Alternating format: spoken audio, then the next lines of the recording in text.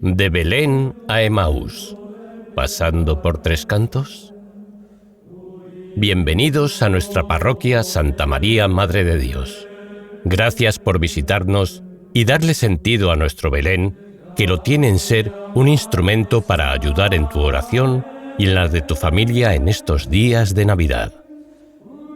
Me llamo Cleofás y te saludo desde detrás de la puerta que ha llamado tu atención por lo original que es en un Belén. Soy uno de los 3 personajes que vienen caminando hacia ti.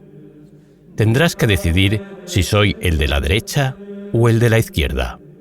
Desde luego no el del centro, el vestido de blanco, pues este es un caminante que hemos encontrado en nuestra marcha y solo comprendiendo el Belén es posible conocer su identidad. Mi compañero de camino no tiene nombre. Así lo quiso Lucas, el evangelista, que contó nuestra experiencia y nos dio a conocer. Es posible que lo hiciera de manera consciente para que cuando os acercarais al pasaje pudierais sentirlo como dirigido a vosotros e identificaros con el caminante anónimo. Nuestra historia comenzó hace mucho tiempo. Si quieres saber nuestros orígenes, puedes hacerlo mientras contemplas el Belén dando una vuelta a su alrededor. Te llamará la atención la cantidad de personajes, de escenas cotidianas de aquellos tiempos, de oficios y tareas que había que llevar a cabo. Nosotros podríamos ser cualquiera de aquellos. Vivíamos ocupados en nuestras tareas, en nuestras familias. Eran tiempos difíciles para cualquiera. Con la llegada de los romanos hubo que asumir un doble sistema de impuestos. Hubo varias sequías. Había que trabajar muchas horas y con mucha intensidad, solo para sobrevivir. Había mucha incertidumbre, muchos miedos, mucha preocupación por el futuro y sobre todo, mucha desesperanza. Esperábamos un enviado de Yahvé, el que había sido anunciado por los profetas. Pero pasaba el tiempo y nada cambiaba. Se supone que nuestros dirigentes eran quienes se iban a preocupar por nosotros.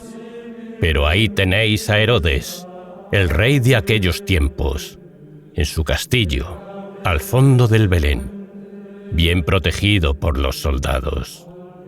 Ellos no tienen que salir a la huerta, al río a pescar, a varear los olivos de madrugada y hasta el atardecer. Viven de nuestro esfuerzo, de nuestros impuestos. Y tampoco podíamos esperar mucho de los fariseos, los maestros de la religión judía. Los había muy entregados por el pueblo, desde luego, pero la mayoría de las veces sus palabras sonaban huecas, sin compromiso, sin que tocaran nuestro corazón. Quizá por eso nos impactó tanto conocer a Jesús. Nos hablaba con ejemplos que sí entendíamos. De una barca que tiene que echar las redes, de un sembrador que echaba su semilla, de una casa construida sobre la roca. Tenía un arte especial para despertar una sonrisa, para iluminar los ojos. Recuerdo aún mi primer encuentro con él. Fueron solo unos minutos con tanta gente como había, pero en esos pocos momentos sentí que se interesaba por mí. Me preguntó por mi familia, por personas que teníamos en común. Había oído hablar mucho de él, y me costó dar el paso para ir a escucharle al monte, donde se decía que iba a hablar de un reino de Dios. Había escuchado ya tantos anuncios, tantas promesas incumplidas. Pero aquellas palabras, sus gestos, su entusiasmo, era tan intenso, tan verdadero, tan creíble. Aquello fue el comienzo de un cambio para siempre en mi vida. Después de aquel primer día, al regresar a casa, no se hablaba de otra cosa en el pueblo. en las tiendas, en los caminos. ¿Quién es ese Jesús? ¿De dónde ha salido? ¿Quién le ha enseñado todo lo que proclama? La verdad es que había mucha confusión, y muchos que hablaban sin saber o que contaban versiones contradictorias. Pero sí había cosas que coincidían y que luego pudimos comprender con más detalle cuando le preguntamos a Jesús por su infancia. Y, sobre todo, cuando tuvimos la suerte de conocer a María. Guardamos en el corazón las tardes en las que le pedíamos que volviera a contarnos su experiencia en Nazaret. Su vida bonita, alegre, y en una familia llena de cariño, con sus padres Joaquín y Ana, a quien puedes ver de manera novedosa en nuestro Belén, sentados en su banco en la parte derecha del Belén. Aquella tarde, en la que todo se llenó de luz en la calma cotidiana y la oración de un día cualquiera. Puedes acercarte a la escena mirando a tu izquierda y contemplando el ángel que se dirige a ella para que comprendiera que estaba llamada a una locura, como suelen ser las cosas de Dios. A algo que superaba sus capacidades, a algo que la sumergía en el riesgo y el temor fundados a una lapidación. Ser madre de Dios cuando aún no estaba casada. Todavía con ojos emocionados, nos relataba la angustia de aquel viaje que puedes recordar en las escenas representadas en la parte izquierda. La preocupación de aquella pareja que van puerta por puerta, buscando un lugar donde sentirse alojados, y el rechazo continuado. Unos porque estaban muy ocupados por sus cosas, otros porque tenían miedo de los que llegaban de fuera. Pasa el tiempo y muchas cosas no cambian. Pero su cara siempre quedaba iluminada por una sonrisa cuando llegaba a los detalles del nacimiento que podéis ver justo en el centro de nuestro Belén. Con qué ilusión hizo hogar de lo poco que había encontrado José. Los villancicos cantan el calor de aquella mula y de aquel buey, pero ella sintió sobre todo el de José. Con qué emoción describía cómo acogió a aquel niño que era de Dios, pero que le había confiado a su cuidado. Era estremecedor escuchar cómo lo cogía en sus brazos, con un cariño que siempre le acompañó. Nos quedábamos embobados escuchando la visita de aquellos magos de Oriente que vinieron desde muy lejos. Su encuentro con Herodes y cómo intentó engañarlos para que fueran ellos los que señalaran el lugar del nacimiento. Como si fuera tan fácil con personas tan cultas y tan estudiosas de las estrellas. Aquel viaje que realizaron, como Abraham dejando su tierra, sus comodidades, había dejado en ellos una madurez y sabiduría que les hizo entender enseguida. María siempre nos repetía la misma frase. Si pudierais ver sus caras al ver que el viaje conducía a un portal tan pobre como este, a ver a un niño recién nacido. Ellos, que habían dejado su corte, que habían conocido a tantas personas importantes, incluso a Herodes. María nos contaba primero su susto, al pensar que eran tropas romanas las que les buscaban. Luego, su sensación de que estaba tan fatigada por el parto que ya no sabía si aquello era realidad o ilusiones de su mente.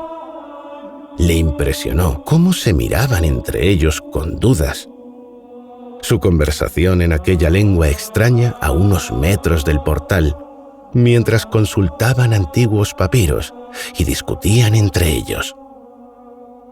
Cómo miraba José, mientras él, con el niño en brazos, la calmaba para que siguiera descansando y le decía: «No traen espadas, y en su rostro hay serenidad y sabiduría de Dios». Nos contaba cómo volvieron a acercarse con delicadeza y prudencia, cómo llamaron a José y le hablaron de sueños en los que Dios se hacía presente. Entonces a José se le iluminó el rostro. «¿Ves, María? No estoy loco. Son sueños, como los míos». Solo con el tiempo, María comprendió la bondad del corazón de su esposo, sobre todo su fe, y cómo aquellos sueños explicaban un comportamiento tan bondadoso, tan justo, en medio de aquellas circunstancias tan difíciles para él. Puedes hacerte una idea viéndolo en la parte izquierda del Belén, tumbado y con la cabeza levantada, sobresaltado, intentando entender lo que sucedía, a espaldas de mi casa y el anuncio del ángel. Nosotros llegamos a conocer los cofres de oro, incienso y mirra que ofrecieron como presentes. María los conservaba en casa, mejor dicho, como ella lo hacía, en el corazón. Y vimos a Jesús haciendo oración con ellos. Incluso cómo se derramaban sus lágrimas.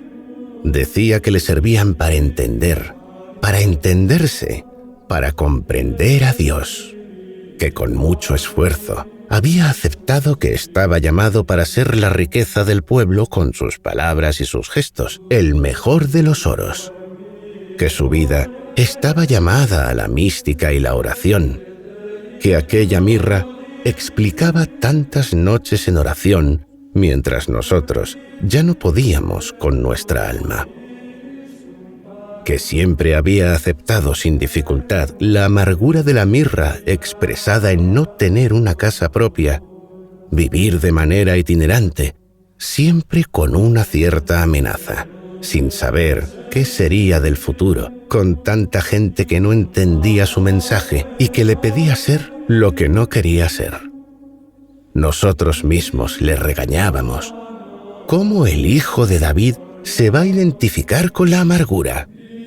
Tú estás hecho para ser el rey de Israel, para traernos la riqueza del oro y dar gracias a Dios con el incienso. La mirra tuvo que ser un error. Y tampoco nosotros comprendimos. Aquellos magos de Oriente, sí, verdaderamente eran muy sabios. Nunca llegamos a conocerlos, salvo por el relato de María, y por el mensaje con un poquito de mirra, de oro y de incienso que nunca faltó cada cumpleaños de Jesús, traído por uno de aquellos pajes. Dice María que, en el monte de las bienaventuranzas, incluso en aquella Pascua en Jerusalén, creyó reconocer a uno de ellos, pero había pasado tanto tiempo.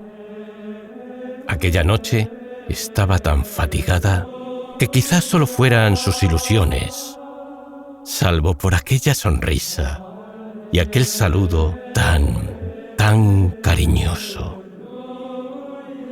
Era José el que más hablaba de los visitantes que llegaron después de los magos.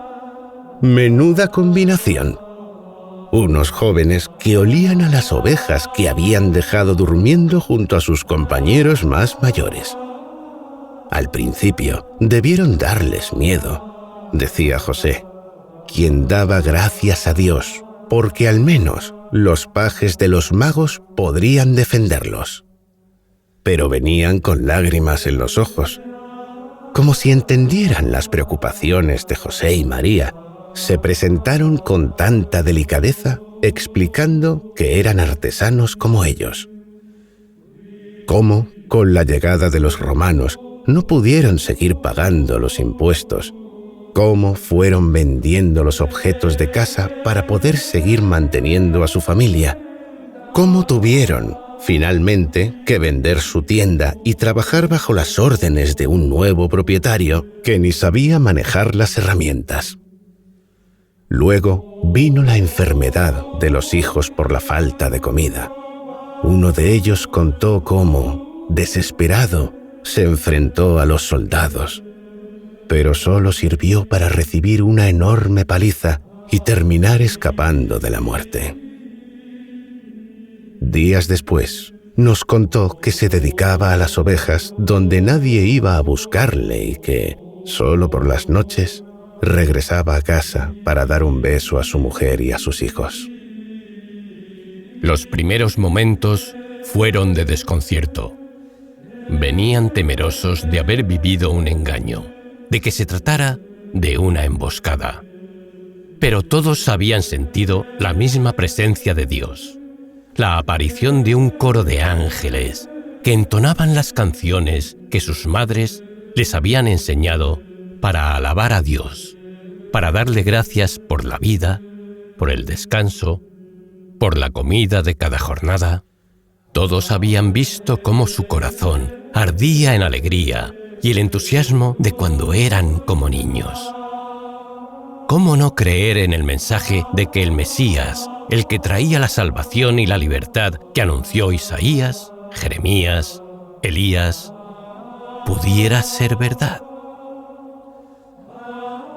¿Qué costaba buscar la estrella que estaba siendo seguida por aquella extraña caravana? Incluso, en un primer momento, pensaron que uno de aquellos magos fuera el que esperaban, quizá escoltado por sus príncipes y generales. Los habían ido siguiendo a pequeña distancia, sin que fueran descubiertos.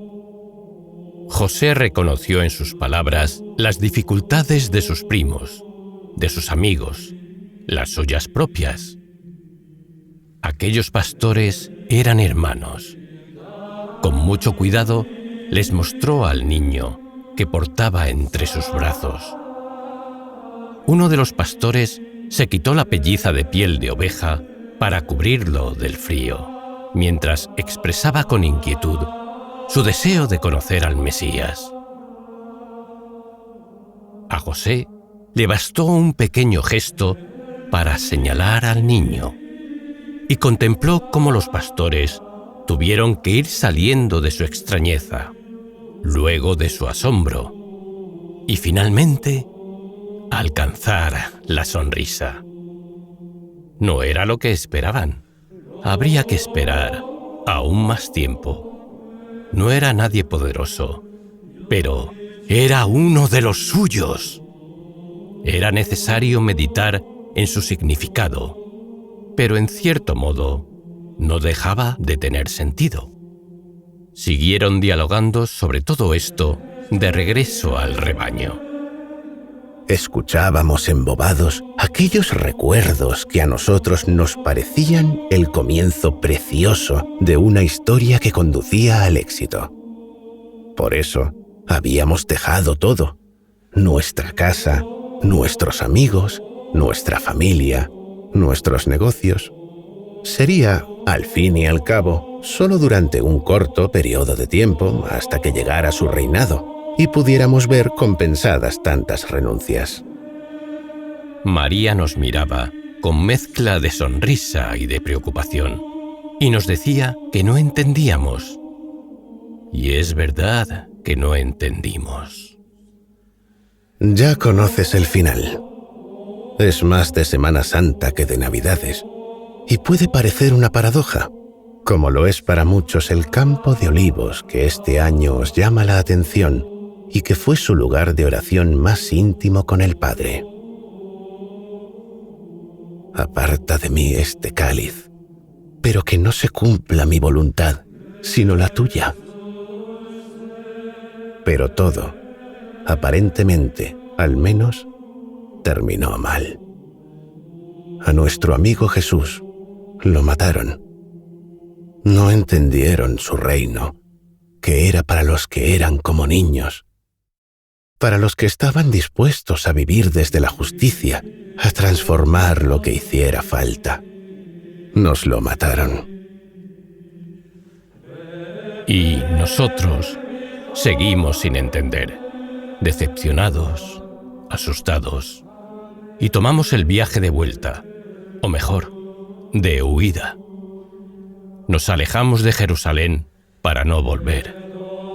para olvidar, para evitar las represalias, para alejarnos de los recuerdos, para digerir nuestra rabia, nuestra frustración y nuestra cobardía. Pues tampoco nosotros supimos estar a la altura. Quisimos dejar a nuestras espaldas el campo de olivos que quería ser signo del aceite, de la riqueza, y que había acabado siendo el de nuestro fracaso, el de la tragedia. Pero en ese camino hacia Emaús, en el alejamiento de lo que habíamos vivido, nos encontramos con un caminante. El que nos acompaña está vestido de blanco. Mejor dicho, salió a nuestro encuentro. Y conocía las mismas historias que nos había contado María. Nos explicaba de manera nueva, mostrando que encontraban sentido en las del Antiguo Testamento, en lo que habían dicho los profetas. En sus palabras, volvimos a sentir el entusiasmo de las que nos dirigió Jesús en la orilla del lago, en casa de Lázaro, de Marta y María. Volvimos a sentir la ilusión de entonces. Y le pedimos que se quedara con nosotros, pues ya era casi de noche. ¿Qué menos que acoger al que por un momento nos había devuelto la alegría? Y en la cena volvió a partir el pan, como lo hizo en aquella última cena. Y entonces comprendimos que en aquella noche de Belén se vivió el triunfo de la luz sobre la oscuridad, de la vida sobre la muerte. Que Dios se despojó de poder para hacerse uno de nosotros, para caminar por los caminos. Comprendimos el silencio de José, su extrema confianza en María. Comprendimos el significado de la búsqueda de aquellos magos. Que Dios quisiera hacerse presente entre aquellos pobres pastores y no en el lujo de un palacio. Y del corazón nos salió una petición: quédate con nosotros. Era el resucitado, y en esa alegría desapareció. Pero nos dejó una paz, una esperanza, un júbilo que transformó el corazón y que ahora nos lanza por todos los rincones que seamos capaces de alcanzar para proclamar la alegría que sentimos en nuestro interior y que es la que queremos compartir con vosotros y vuestra familia. El júbilo que toda la Iglesia quiere celebrar en este año 2025. Ojalá nos encontremos por los senderos de este año y podamos hacerlos juntos. Te dejamos una oración para que podáis hacerla en familia durante estos meses. Buen camino. Padre que estás en el cielo, la fe que nos has donado en tu Hijo Jesucristo, nuestro hermano, y la llama de caridad infundida en nuestros corazones por el Espíritu Santo, despierten en nosotros la bienaventurada esperanza en la venida de tu reino. Tu gracia nos transforme en delicados cultivadores de las semillas del Evangelio, que fermenten la humanidad y el cosmos, en espera confiada de los cielos nuevos y de la tierra nueva, cuando vencidas las fuerzas del mal, se manifestará para siempre tu gloria. La gracia del jubileo reavive en nosotros, peregrinos de esperanza, el anhelo de los bienes celestiales y derrame en el mundo entero la alegría y la paz de nuestro Redentor. A ti, Dios bendito eternamente, sea la alabanza y la gloria por los siglos. Amén.